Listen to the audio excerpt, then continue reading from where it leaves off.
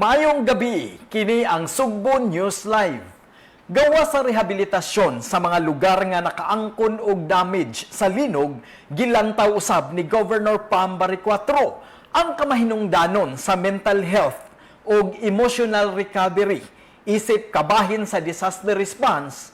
Ang gobernador nagpasalamat sa mga psychologist nga nitabang aron pagwagtang sa trauma sa mga bata ug mga frontliners nga nakasinati sa kusog nga linog. Si Ana Comiso adunay report. Sa amihanang Sugbo, gihimo sa mga psychologist gikan sa Malaysia ang psychosocial support sa kabataan ug mga frontliners. Ilang gilingaw ang mga bata ug ang mga frontliners usa ka pamaagi aron paghupay sa mga kaguol ug kahadlok human sa niigo nga katalagman. Gihimo ang child-friendly space sessions pagwagtang sa trauma sa mga bata pinaagi sa play therapy, art o group activities.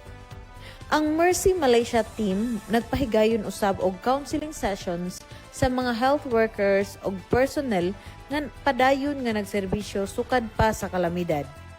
Naghatag usab og mental health consultants og psychosocial processing sa mga linog survivors ang AmeriCares Philippines, usa ka international humanitarian organization nga nag-base sa Hanford, Connecticut, USA. Nagpahigayon sila og sessions in the northern Cebu towns of Midillian, Bugo ug Bourbon. Nagpahigayon sila og session nag-focus sa emotional recovery, resilience building ug pagpalig-on sa local mental health support systems. Adunay mental health consultation sa mga individuals nga nagkinahanglan og professional psychological care. So, hinay-hinay na kita ang psychological debriefing. It started, as far as I know, Saturdays and Saturday yun. From the San Soto, nasa tayo private groups, and then also PUH Manila has Center of Treatment Site. So, kianam-anam nila the medical frontliners, even the children food, and they sent their team as well. So, ako na hinay-hinay ko ang tulog na maabot na ng pas na ito as we can. Balita may labot ang Sugbo, Ana Comiso, Sugbo News. Governor Pam Baricuatro nagpasalamat sa Philippine Charity Sweepstakes Office sa gihatag nga mga patient transport vehicle sa mga local government unit sa Sugbo. Si IC Santi Leopoldo adunay report.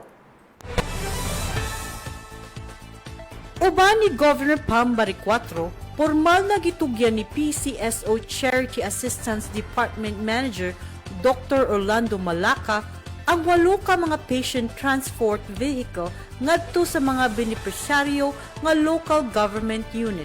Nakadawat sa patient transport vehicle ang Lapu-Lapu City, Mandawi City ug Naga City.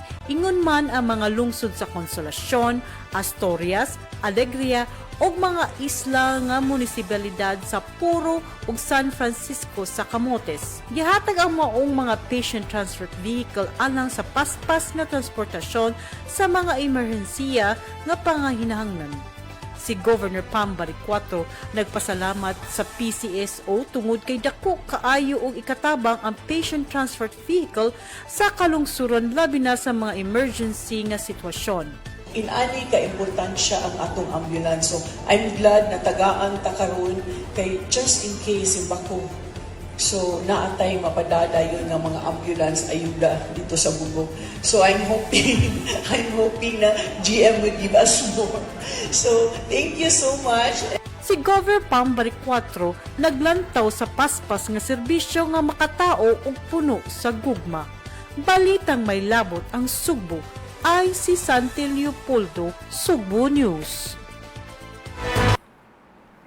Sa nasayran ni adtong niaging adlaw ang PCSO una nang naghatag og 3 ka patient transport vehicle para sa mga lungsod sa Madridejos, Tabugon ug Tuburan.